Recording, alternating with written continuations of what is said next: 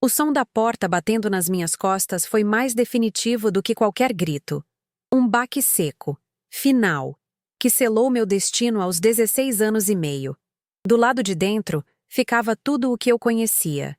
Meu quarto minúsculo, os livros da escola e a família que acabara de me roubar. Do lado de fora, apenas o corredor mal iluminado do prédio e o frio cortante de uma noite de outono em São Paulo. O motivo? R$ 2.000. Cada centavo suado, economizado trabalhando em uma lanchonete de bairro durante as férias, o dinheiro que me daria um respiro, uma pequena chance de algo diferente. Eles pegaram tudo para cobrir os estragos que meu irmão, Lucas, causou na moto de um vizinho. E quando eu, pela primeira vez na vida, ousei questionar, a justiça da casa se revelou.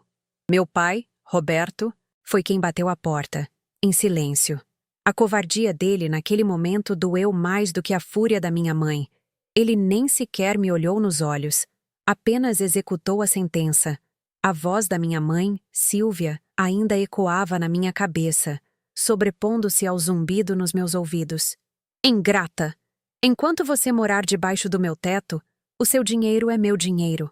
As palavras dela não eram de raiva, mas de convicção, como se ela estivesse recitando um artigo de uma constituição familiar que só eu não conhecia.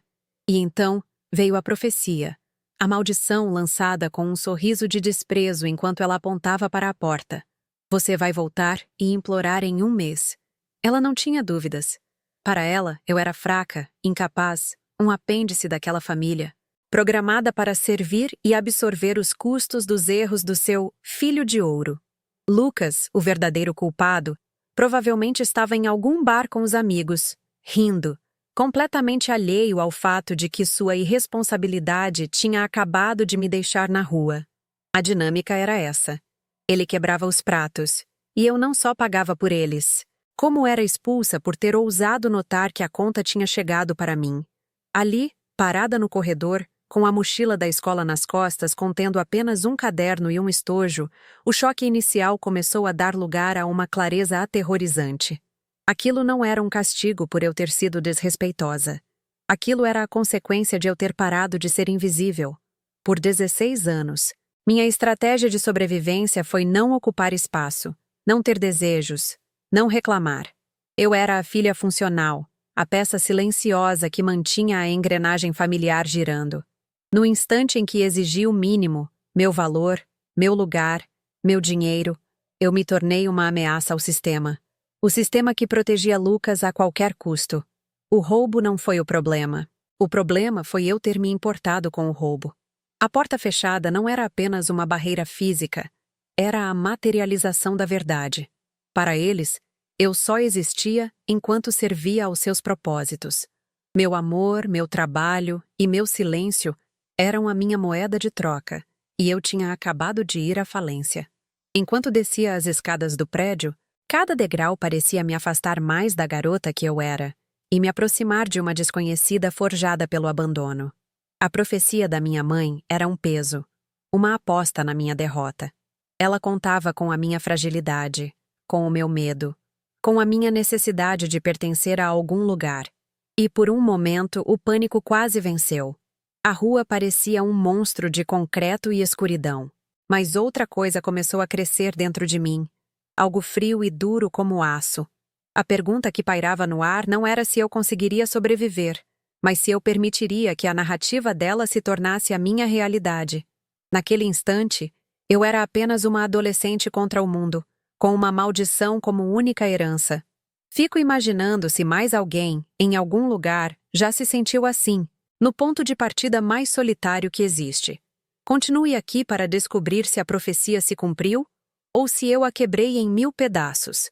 Aquela porta batendo não foi o começo da minha história. Foi apenas o ponto final de um livro que eu já estava cansada de ler. A expulsão foi o ato mais barulhento, mas a injustiça era um ruído branco, constante e baixo, que tocava no fundo da minha vida desde que eu me entendo por gente. Aos 16 anos, eu já era uma veterana em engolir sapos, em sorrir quando queria chorar e, acima de tudo, em ser invisível. Minha principal função naquela casa de 55 metros quadrados na periferia de São Paulo não era ser filha, era ser uma peça de reposição. Eu era a engrenagem silenciosa que garantia que a máquina familiar, centrada em meu irmão Lucas, nunca parasse de funcionar. Se algo quebrava, eu consertava. Se algo sujava, eu limpava. Se o dinheiro acabava, era do meu que se tirava. O roubo dos R$ 2.000 não foi um desvio de caráter deles. Foi a aplicação mais pura e honesta da regra não escrita que governava nossa casa. Tudo era para o Lucas. A dinâmica era simples e brutalmente clara. Minha mãe, Silvia, era a rainha de um reino minúsculo e seu poder era absoluto e incontestável. Seu amor era uma moeda que ela usava para comprar lealdade e obediência. E Lucas, o filho de ouro, era o único acionista majoritário. Ele era a promessa de sucesso da família, o projeto de vida dos meus pais. Meu pai, Roberto, era o cúmplice silencioso, um homem que trocou a própria espinha dorsal por uma paz frágil e superficial. Ele via tudo, entendia tudo, mas escolhia o silêncio para evitar a fúria de Silvia. Eu, por outro lado, era o bode expiatório. Minha existência servia para absorver a culpa, as frustrações e as responsabilidades que poderiam, de alguma forma, manchar a imagem imaculada do príncipe herdeiro. Eu não era uma pessoa com sonhos e necessidades. Eu era uma função, um amortecedor para os erros do meu irmão e para as neuroses da minha mãe. Lembro-me vividamente de aniversários em que eu ganhava uma nota de R$ 50 de algum tio distante. A alegria durava pouco. Antes que o dinheiro esquentasse no meu bolso, minha mãe aparecia com um sorriso doce e uma necessidade urgente. Filha, pega emprestado para mim? O Lucas precisa tanto daquela camisa nova do time dele, vai deixá-lo tão feliz. Nunca era uma pergunta, era uma ordem disfarçada de apelo emocional. O dinheiro nunca era devolvido. Eu aprendi rápido que nada era realmente meu. Minha alegria, meu tempo, meu dinheiro, tudo era um recurso da família, disponível para ser confiscado a qualquer momento em prol do bem-estar de Lucas. Reclamar era inútil. Apenas gerava acusações de egoísmo e ingratidão, reforçando minha posição como a filha problemática, que não entendia os sacrifícios que a família precisava fazer pelo futuro brilhante do meu irmão. O golpe mais doloroso, no entanto, veio aos 14 anos. Eu sempre amei desenhar. Era a única coisa que me fazia sentir que eu tinha algo só meu, um talento que ninguém podia tocar. Participei de um concurso de desenho na escola e, para minha surpresa, ganhei o primeiro lugar, um prêmio de R$ 500. Meu coração parecia que ia explodir. R$ 500. Era o valor exato de uma mesa digitalizadora que eu namorava há meses, uma ferramenta que poderia transformar meu hobby em algo mais sério. Por uma semana, eu vivia a fantasia de que aquele dinheiro era a prova de que meus sonhos tinham valor. Mas a realidade chegou na forma da voz pragmática da minha mãe. A arte não vai pagar suas contas. Seu irmão precisa passar no vestibular. O dinheiro foi confiscado para pagar o cursinho de Lucas. Naquele dia, entendi que naquela família, os sonhos dele eram investimentos e os meus eram despesas inúteis. Aquilo foi mais do que um roubo. Foi uma sentença. Minha mãe não apenas pegou meu dinheiro, ela me disse com todas as letras que meu futuro não importava. A mensagem era clara. Eu deveria focar em coisas práticas, em ser útil, enquanto Lucas tinha a permissão e o financiamento para sonhar grande. A dor daquela perda moldou a minha adolescência. Eu continuei desenhando, mas em segredo, como um ato de rebeldia silenciosa. Cada traço no papel era uma afirmação de que eu existia, mesmo que eles se recusassem a ver. Aquele episódio me ensinou a não compartilhar mais minhas conquistas, a não esperar validação e, principalmente, a nunca mais confundir os laços de sangue com o direito de propriedade que eles acreditavam ter sobre mim. Eles me viam como um ativo de baixo rendimento, e eu comecei a entender que meu único caminho para a liberdade seria a independência financeira total. O padrão de abuso não se limitava ao dinheiro ou aos sonhos. Ele se infiltrava em cada aspecto do nosso cotidiano, de forma sutil e corrosiva. Se Lucas quebrava um prato na cozinha, A culpa era minha por não ter lavado direito, ou por tê-lo guardado em um lugar perigoso. Se ele ia mal em uma prova, era porque eu não ajudei o suficiente, ou porque o barulho que eu fazia estudando o desconcentrava. Eu era uma desculpa ambulante para a irresponsabilidade dele. Cada pequeno erro dele era magicamente transferido para a minha conta de débitos. Viver naquela casa era como caminhar em um campo minado emocional, onde eu era responsável não apenas pelas minhas ações, mas também pelas dele, e pelas reações desproporcionais da minha mãe a qualquer coisa que saísse do roteiro perfeito que ela havia escrito para o filho. Então, quando eu finalmente me posicionei naquela noite fria de outono, questionando sobre os R$ 2.000, eu não estava lutando apenas por aquele dinheiro. Eu estava lutando pelos R$ 500 do concurso de desenho, por cada nota de R$ 50 de aniversário, por cada prato quebrado que levei a culpa, por cada sonho que me disseram para abandonar. Eu estava lutando pelo direito de existir como um indivíduo, e não como um satélite orbitando o sol que era meu irmão. A explosão de fúria da minha mãe e a porta batida na minha cara pelo meu pai não foram uma surpresa. Foi a resposta lógica de um sistema que, ao ser confrontado com a verdade, escolheu ejetar a peça que ousou questionar seu funcionamento.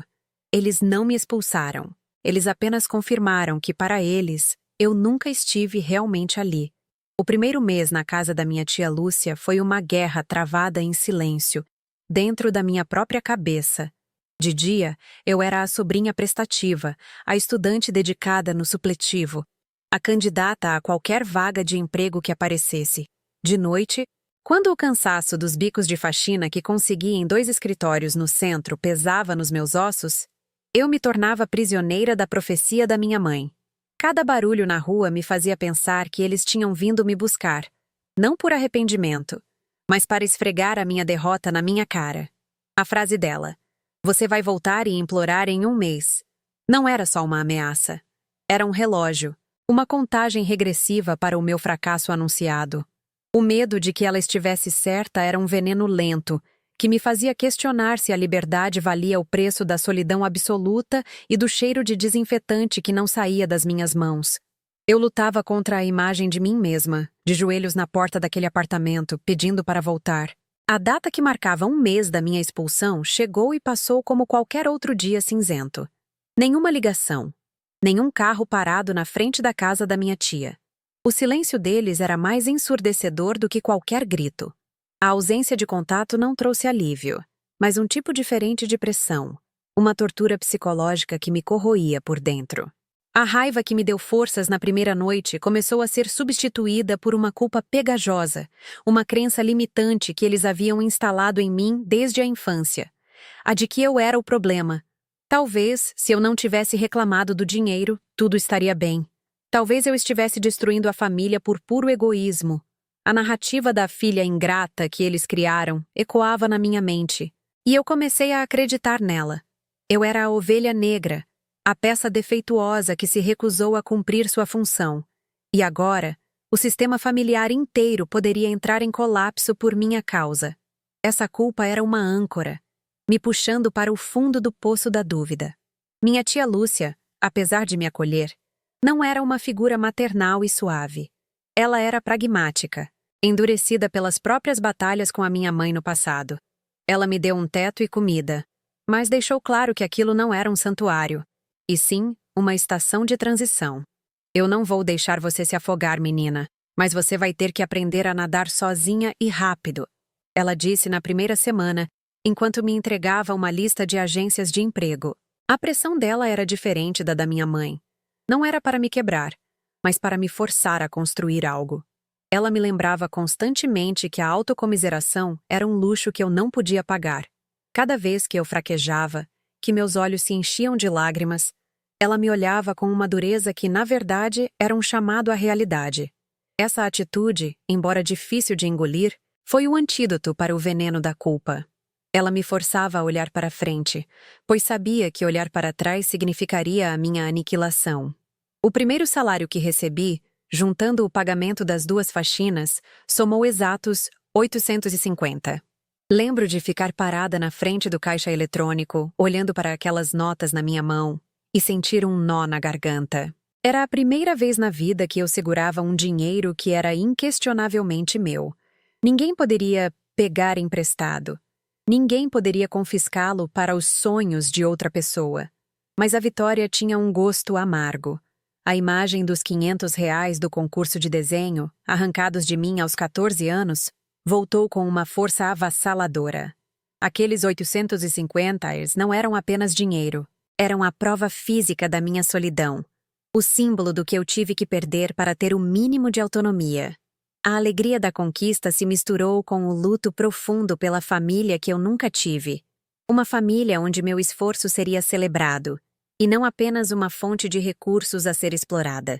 Naquele momento, a independência financeira parecia menos uma libertação e mais uma sentença de exílio. A pressão externa se intensificou quando os boatos começaram a chegar, trazidos por telefonemas de parentes distantes para minha tia. A versão oficial da história, cuidadosamente elaborada pela minha mãe, era que eu, a filha rebelde e egoísta, havia fugido de casa após uma discussão trivial, abandonando a família em um momento de necessidade. Eu era a vilã da história, a ingrata que cuspiu no prato que comeu. Cada palavra recontada pela minha tia era uma facada. Eles não estavam apenas me apagando da vida deles. Estavam reescrevendo a minha história, me transformando em um monstro para justificar a própria crueldade. Essa campanha de difamação me isolou ainda mais, me empurrando para um limite psicológico onde eu começava a duvidar da minha própria sanidade. Será que eu estava errada? Será que a percepção deles era a realidade? E a minha era apenas uma distorção de uma adolescente magoada? A solidão se tornou um espelho, refletindo a imagem monstruosa que eles pintavam de mim.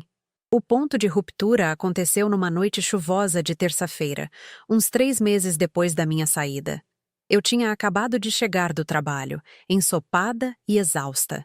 Minha tia tinha deixado um bilhete na geladeira dizendo que um primo distante ligou, perguntando se a fugitiva já tinha caído na real. Aquela frase foi a gota d'água. Sentei no chão frio da cozinha. O cansaço físico e a exaustão emocional se fundiram em um desespero profundo.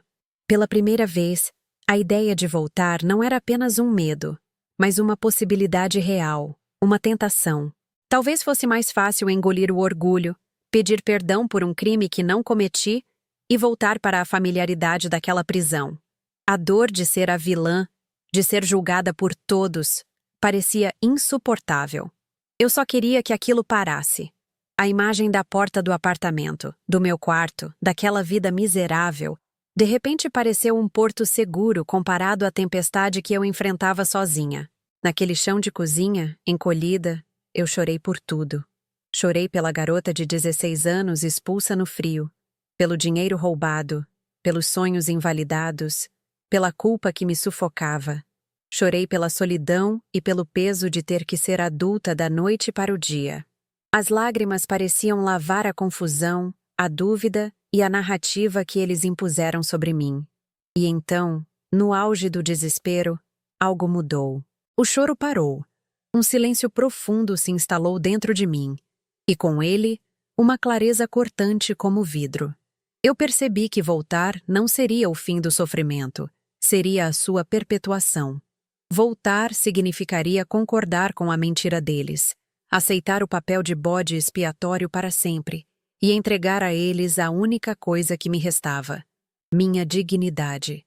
Seria a morte da minha alma, uma rendição incondicional.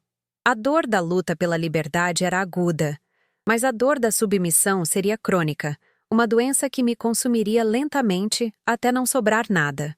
Levantei do chão, não com a energia de quem venceu uma batalha, mas com a calma fria de quem acabou de assinar um armistício consigo mesma. A guerra interna havia acabado. A pressão externa não importava mais. As opiniões dos parentes eram apenas ruído, e a profecia da minha mãe era apenas o desejo de uma mulher que precisava da minha fraqueza para se sentir forte. Naquele instante, eu tomei uma decisão silenciosa e irrevogável. Eu não apenas sobreviveria, eu construiria uma vida tão sólida, tão minha, que a sombra deles jamais conseguiria alcançá-la. Eu cortaria os laços, não por ódio, mas por autopreservação. Permanecer passiva, esperando por um pedido de desculpas que nunca viria ou cedendo à pressão para voltar, não era mais uma opção. Era hora de parar de reagir e começar a construir. A minha família, a partir daquele momento, seria eu. E essa família eu jamais abandonaria. Aquele banco de metal gelado na rodoviária do Tietê era o meu novo lar. Por horas, a única coisa que eu fiz foi chorar. Um choro silencioso e convulsivo que sacudia meu corpo inteiro, mas não emitia som. O zumbido das luzes fluorescentes, o cheiro de diesel e pão de queijo velho, os anúncios de partidas e chegadas, tudo se misturava em um ruído de fundo para o meu desespero. A profecia da minha mãe era um mantra infernal na minha cabeça. Você vai voltar e implorar. Cada pessoa que passava por mim parecia um juiz, confirmando com o olhar o meu fracasso iminente. O frio não vinha só do chão de concreto ou do vento que entrava pelas portas automáticas.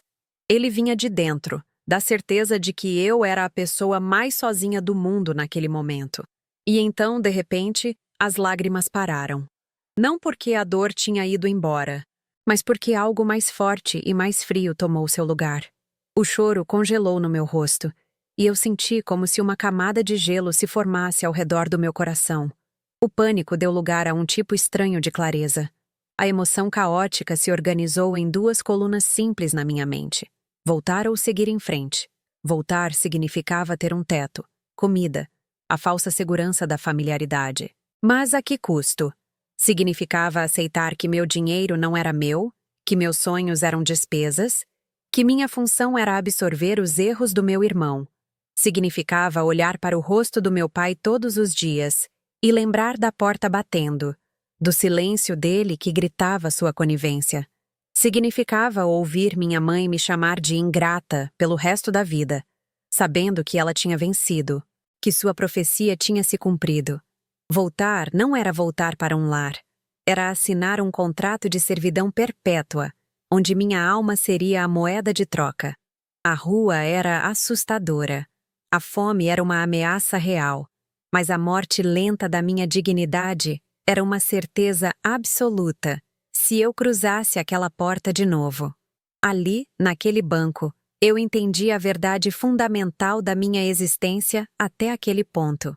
Para eles, eu era um recurso, não uma pessoa. Um investimento de baixo retorno que, de repente, ousou questionar os termos do contrato.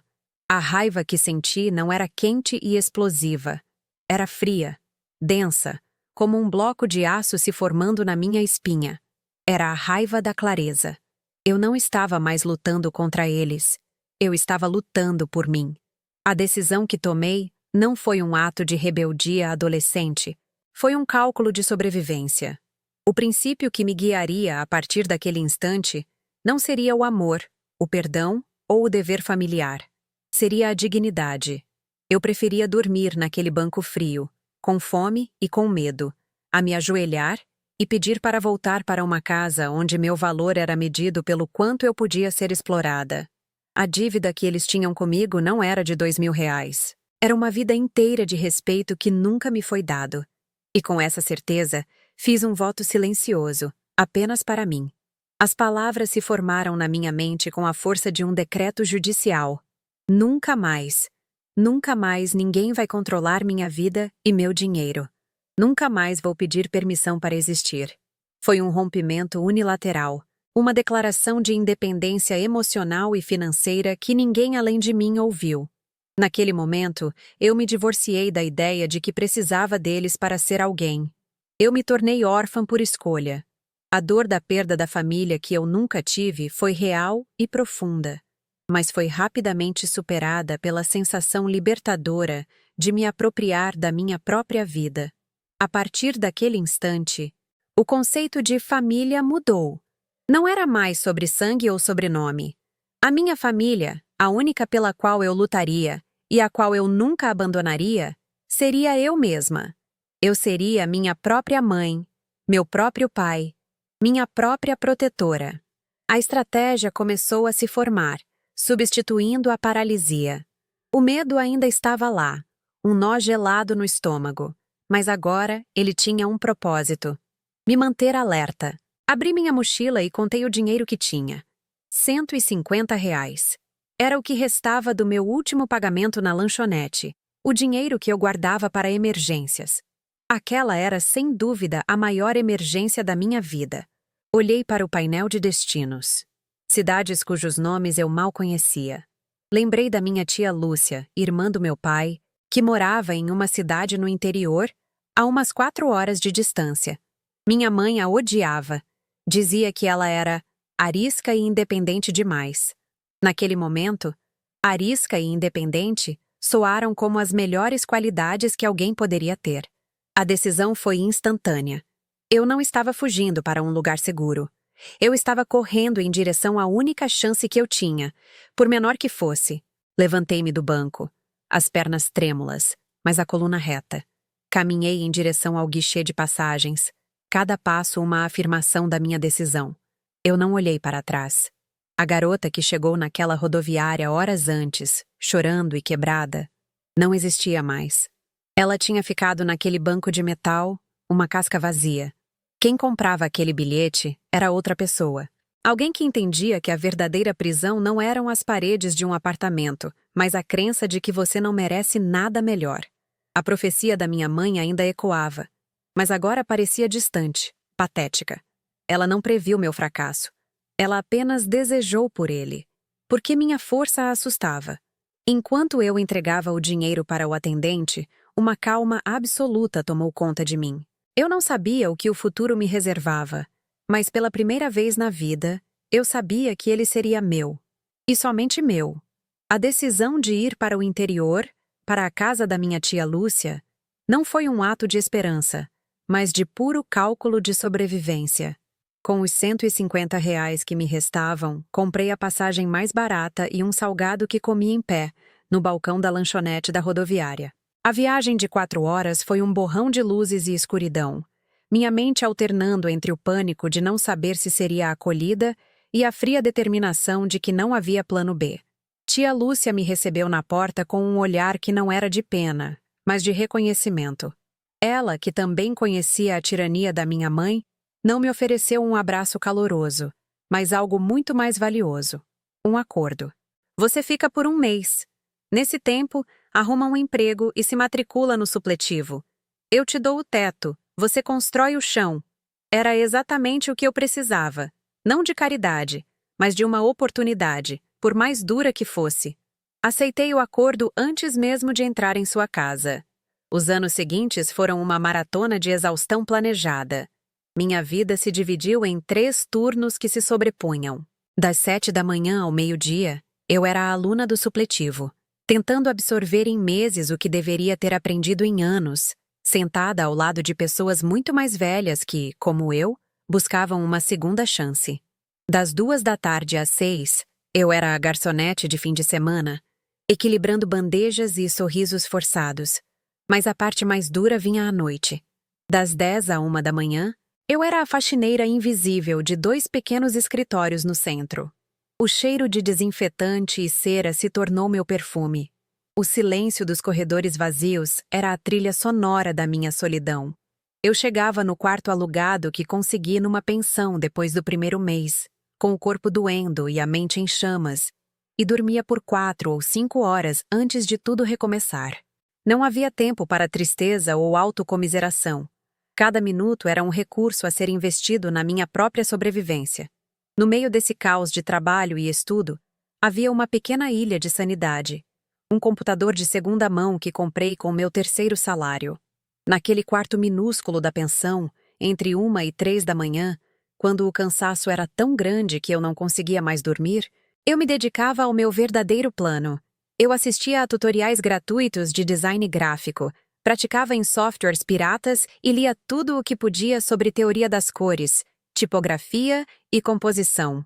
O desenho, aquele sonho que minha mãe tentou matar aos 14 anos, era agora meu ato de rebeldia mais potente e silencioso. Cada logo que eu criava para empresas fictícias, cada ilustração que eu postava em um perfil anônimo, era um tijolo na fundação da minha nova vida. Aquela mesa digitalizadora que nunca tive foi substituída por um mouse velho e uma determinação de ferro. Eu estava, traço por traço, desenhando minha própria rota de fuga. E ninguém, absolutamente ninguém, sabia disso. Quando completei 18 anos, executei o passo mais crucial do meu plano. Em uma manhã de sábado, fui a uma lan house, comprei um chip novo de celular e, com ele, criei novas contas de e-mail e redes sociais. Voltei para a pensão, peguei meu chip antigo, o coloquei no celular e disquei os números da minha casa. Meu pai atendeu. Eu não disse nada. Apenas ouvi a respiração dele do outro lado da linha por alguns segundos. Então desliguei. Quebrei o chip em pedaços e o joguei no lixo. Foi um ato cirúrgico, sem emoção. Eu não estava cortando laços por raiva, mas por estratégia. Qualquer contato, por menor que fosse, seria uma brecha na minha defesa. Uma porta aberta para a manipulação, para a culpa, para a narrativa de que eu lhes devia algo. Para construir uma vida nova, eu precisava garantir que os arquitetos da minha antiga vida não tivessem acesso nem mesmo à planta baixa do meu futuro. A partir daquele dia, para eles, eu deixei de existir. Os primeiros anos como freelancer foram brutais. Para construir um portfólio, eu aceitava qualquer trabalho, por mais mal pago que fosse. Criei logotipos por R$ 50, diagramei cardápios de lanchonetes por 30 e fiz ilustrações para blogs que mal tinham visualizações. Cada projeto era uma batalha contra a síndrome do impostor e a necessidade desesperada de pagar o aluguel. Eu trabalhava 18 horas por dia, movida a café barato e ao medo constante de fracassar. O mundo do design era competitivo e, sem faculdade ou contatos, eu era apenas mais uma na multidão. Mas eu tinha algo que muitos não tinham: a memória daquele chão frio da rodoviária. A lembrança da profecia da minha mãe era o meu combustível. Cada cliente satisfeito, cada pagamento recebido, por menor que fosse, era uma pequena vitória, um passo para longe da derrota que ela tinha decretado para mim. Eu não estava apenas construindo uma carreira, estava provando para mim mesma que ela estava errada. A virada de chave foi sutil, quase imperceptível. Começou com um cliente indicando o outro, depois um projeto maior que me permitiu aumentar um pouco meus preços. O ponto de inflexão real veio quando, aos 23 anos, eu finalmente tive coragem e dinheiro suficiente para abrir um MEI. Ter um CNPJ, emitir notas fiscais, tudo isso me deu uma legitimidade que eu nunca senti que tinha. Deixei de ser a menina que faz uns desenhos para ser Ana Clara Mendes, designer gráfica. Com essa nova confiança, comecei a selecionar melhor meus clientes, a focar em projetos que me desafiavam e a cobrar o valor justo pelo meu trabalho. A estabilidade financeira, quando finalmente chegou, não foi uma explosão de riqueza, mas um suspiro lento e profundo de alívio. Foi a sensação de olhar para minha conta bancária e saber que o aluguel do próximo mês estava garantido. Pela primeira vez desde os 16 anos, eu podia respirar. Ao longo desses 11 anos, eu não construí apenas uma carreira. Eu me reconstruí, peça por peça. A garota silenciosa e invisível que foi expulsa de casa deu lugar a uma mulher que negociava contratos, defendia suas ideias e, acima de tudo, conhecia o próprio valor. Aprendi a ser financeiramente responsável porque ninguém faria isso por mim. Desenvolvi uma disciplina de ferro porque a procrastinação significava não ter o que comer. E o mais importante, aprendi a ser minha própria família. Eu celebrava minhas concurizes sozinha, com um pedaço de bolo comprado na padaria da esquina. Eu me consolava nos momentos de fracasso, me permitindo chorar por uma noite antes de levantar e tentar de novo no dia seguinte. A solidão, que antes era minha maior inimiga, tornou-se meu santuário, o espaço onde eu podia ser autenticamente eu, sem medo de ser julgada, usada ou invalidada. A ausência de contato com eles se tornou o alicerce da minha paz. Nos primeiros anos, eu ainda temia que eles me encontrassem, que uma carta chegasse ou que o telefone tocasse com um número desconhecido. Mas com o tempo, o medo se dissipou, substituído por um silêncio confortável. A energia que eu antes gastava me preocupando com as reações deles, antecipando suas críticas ou me sentindo culpada, foi redirecionada para a construção da minha vida. Eu não sabia nada sobre eles, e eles não sabiam nada sobre mim. Éramos estranhos ligados por um passado que eu havia decidido enterrar. Essa muralha de silêncio não era um ato de ódio, mas de saúde. Era a fronteira que eu precisava para cultivar meu próprio jardim, sem que as ervas daninhas da toxicidade deles pudessem invadir e matar tudo o que eu estava lutando tanto para florescer. Minha vida era minha, e o preço dessa posse era o silêncio absoluto. 11 anos. Foi o tempo que levei para construir uma muralha alta o suficiente para que a sombra deles não me alcançasse. Uma muralha erguida com suor, lágrimas e um silêncio que gritava mais alto que qualquer um de seus insultos. Cada tijolo era uma prova de que a profecia da minha mãe era apenas isso. Um desejo, não um destino. A paz que encontrei não foi um presente. Foi uma conquista, forjada no fogo da adversidade e na frieza de uma decisão que tomei em um banco de rodoviária. E você, que está me ouvindo agora, de que lugar do mundo está testemunhando essa construção? Me diga se a paz que encontrei valeu cada sacrifício. E continue por aqui para ver o que acontece quando eles finalmente decidem tentar derrubar essa muralha. A padaria que escolhi ficava em uma cidade pequena e poeirenta. Um ponto neutro no mapa que não pertencia a ninguém. O cheiro de café passado e pão na chapa era banal. Um contraste gritante com a solenidade do encontro que estava prestes a acontecer. Eu cheguei 15 minutos antes. Escolhi uma mesa no canto e pedi um café. Quando eles entraram, o tempo pareceu se dobrar sobre si mesmo. 11 anos os haviam envelhecido mais do que o calendário sugeria. Meu pai, Roberto, estava mais encurvado, os ombros pesados como se carregasse um fardo invisível. Minha mãe, Silvia, tinha os mesmos olhos duros de sempre, mas agora eles estavam cercados por uma teia de rugas de preocupação, não de raiva. Eles me olharam não como uma filha perdida, mas como um caixa eletrônico que finalmente havia sido localizado. Senti uma calma gélida se assentar sobre mim. O medo, a raiva, a dor. Tudo isso pertencia a outra pessoa. A uma garota que eu havia deixado para trás em um banco de rodoviária. Eu era apenas a executora de uma sentença que eles mesmos escreveram há muito tempo. Eles se sentaram à minha frente. O silêncio entre nós tão denso que poderia ser cortado com uma faca. Meu pai tentou um sorriso fraco, que morreu antes de chegar aos olhos. Minha mãe foi direto ao ponto, dispensando qualquer pretensão de afeto ou arrependimento. Ela falou sobre a vida, sobre as dificuldades, sobre como as coisas tinham sido complicadas. A narrativa dela era uma obra de ficção cuidadosamente construída, onde eles eram as vítimas de um mundo injusto e de um filho que, apesar de seus pequenos erros, tinha um bom coração. Lucas, sempre Lucas. O nome dele pairava no ar como um fantasma faminto. Eu os ouvi sem interromper, meu rosto uma máscara de neutralidade. Cada palavra que saía da boca dela era uma confirmação da minha decisão de 11 anos atrás. Eles não haviam mudado. A dinâmica era a mesma. Eles ainda estavam protegendo o projeto falido que era meu irmão, e eu ainda era, na cabeça deles, o recurso de emergência, a apólice de seguro que eles acreditavam ter o direito de resgatar. Então, a bomba. Silvia inclinou-se sobre a mesa, sua voz baixando para um tom conspiratório, como se estivéssemos no mesmo time. Nós precisamos da sua ajuda, Ana Clara. O banco vai tomar o apartamento. Ela fez uma pausa dramática, esperando que o peso daquelas palavras me esmagasse.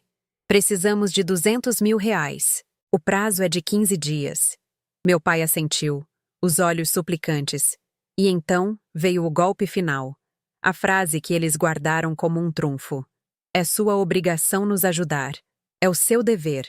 Nós te colocamos no mundo. A lógica deles era perversa e imutável.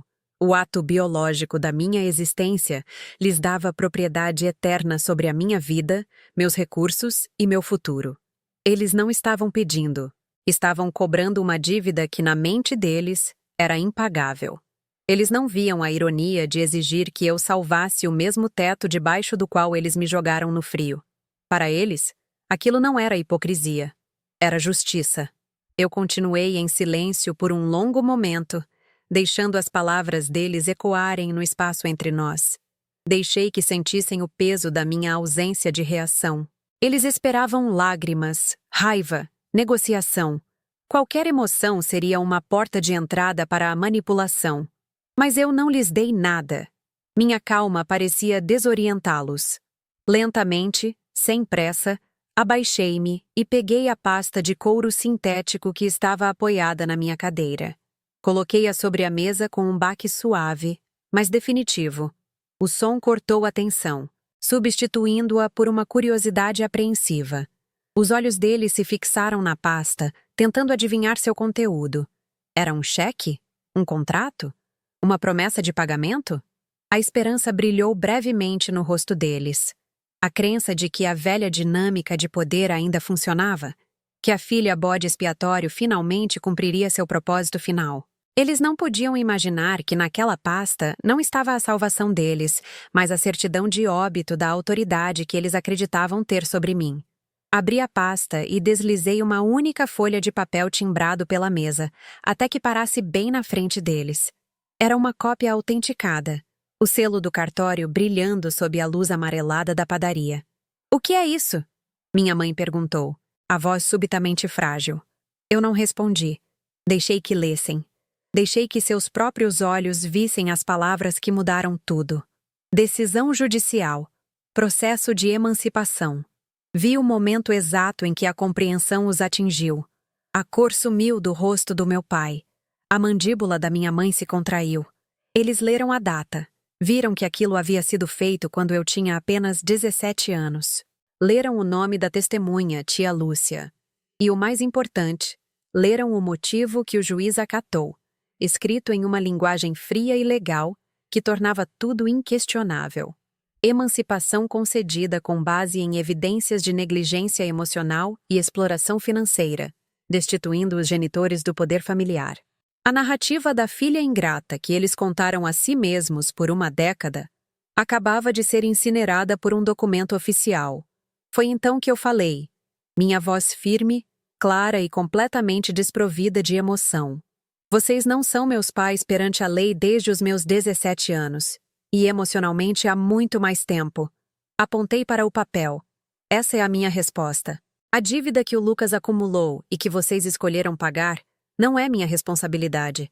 O apartamento que vocês estão prestes a perder é o preço final por todas as escolhas que fizeram. O poder havia mudado de lado na mesa. A autoridade moral, legal e financeira que eles tentaram usar contra mim se desintegrou. Eu não era mais a adolescente assustada que eles expulsaram. Eu era a credora de uma dívida que eles nunca poderiam pagar, e eu estava ali, naquele momento, declarando a falência deles. Eles não tinham mais nada para me oferecer, e mais importante, não tinham mais nada que pudessem tirar de mim. O silêncio deles agora não era de poder, mas de aniquilação.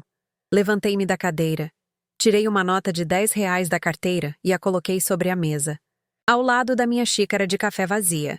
Um pequeno gesto que dizia tudo. Eu pago as minhas próprias contas. Não lhes devo nada, nem mesmo um café. Olhei para eles uma última vez, não com ódio, mas com a distância de quem olha para estranhos. Eram apenas duas pessoas idosas e tristes, colhendo os frutos amargos de uma vida inteira de sementes ruins. Não senti prazer na derrota deles. Apenas um alívio profundo, a sensação de um peso sendo finalmente retirado das minhas costas. Virei-me e caminhei em direção à porta, sem olhar para trás. Cada passo era uma confirmação da minha liberdade. A profecia da minha mãe estava errada. Eu não voltei para implorar. Eu voltei para fechar a conta. E ao sair daquela padaria e respirar o ar livre, eu soube, com uma certeza absoluta, que aquele capítulo da minha vida estava para sempre encerrado. O ar lá fora, depois da atmosfera viciada da padaria, não tinha o gosto doce da vitória. Tinha o gosto de nada, de neutralidade, e isso era infinitamente melhor. Enquanto eu caminhava até meu carro, não sentia um pingo de alegria pela ruína deles. O que eu sentia era o peso de um luto que finalmente podia começar e terminar no mesmo instante. O luto pelos pais que eu nunca tive. A imagem deles, envelhecidos e quebrados, não me trouxe satisfação, mas a confirmação final de que a porta que meu pai bateu na minha cara há 11 anos nunca mais poderia ser aberta. Não havia nada para consertar, nada para resgatar. A família que eu um dia sonhei em ter não existia e nunca existiu. Eu não os derrotei. Eu apenas parei de jogar um jogo que eles inventaram e cujas regras serviam apenas para me manter prisioneira. O verdadeiro fim não foi o documento na mesa, mas a minha capacidade de ir embora sem sentir que estava deixando algo para trás, porque de fato, não estava. A viagem de volta para casa foi silenciosa. O rádio permaneceu desligado. O único som era o do motor do meu carro, um zumbido constante que me lembrava que eu estava no controle, que eu decidia a direção e a velocidade. Ao chegar no meu prédio, ao girar a chave na porta do meu próprio apartamento, a sensação de paz finalmente me inundou. Aquele espaço pequeno, decorado com meus próprios desenhos e com as cores que eu escolhi, era mais do que um lar. Era um santuário. Era a prova física de que a minha decisão naquele banco de rodoviária não foi um erro, mas o ato fundador da minha própria nação. Uma nação de uma pessoa só. Eu era a presidente, a ministra da Economia e a chefe das Forças Armadas. Aqui, ninguém podia pegar meu dinheiro, invalidar meus sonhos ou me expulsar. A profecia da minha mãe se quebrou porque ela presumiu que eu precisava de um teto deles, sem entender que o que eu realmente buscava era construir meu próprio chão. Um chão que ninguém pudesse puxar de debaixo dos meus pés. Naquela noite, sentada em minha escrivaninha, olhei para o meu reflexo na tela escura do computador. A garota de 16 anos, assustada e invisível, ainda estava lá, em algum lugar, mas agora ela estava segura. O documento de emancipação que mostrei a eles não era uma arma de vingança, mas um escudo. Era a materialização da minha verdade, validada por uma autoridade que eles não podiam contestar. Eles me chamaram de ingrata e fugitiva por anos, mas a lei, em sua linguagem fria e imparcial, me chamou de vítima de negligência. Eles exigiram R$ 200.000 como uma obrigação, mas a justiça já havia me absolvido dessa dívida há uma década. A ruína financeira deles não foi causada por mim. Foi o resultado acumulado de uma vida inteira investida no filho errado, protegendo o irresponsável e explorando a funcional. Eles não estavam perdendo o apartamento por minha causa. Estavam perdendo por causa das escolhas que fizeram. E a conta, finalmente, chegou para os verdadeiros devedores. Eu não perdi uma família naquele dia na padaria. Eu apenas aceitei que nunca tive uma. O que eu ganhei, em troca, foi algo infinitamente mais valioso. Eu me ganhei de volta. Ganhei a liberdade de viver sem culpa. A tranquilidade de saber que meu futuro depende apenas do meu próprio esforço e a dignidade de ser a única autora da minha história.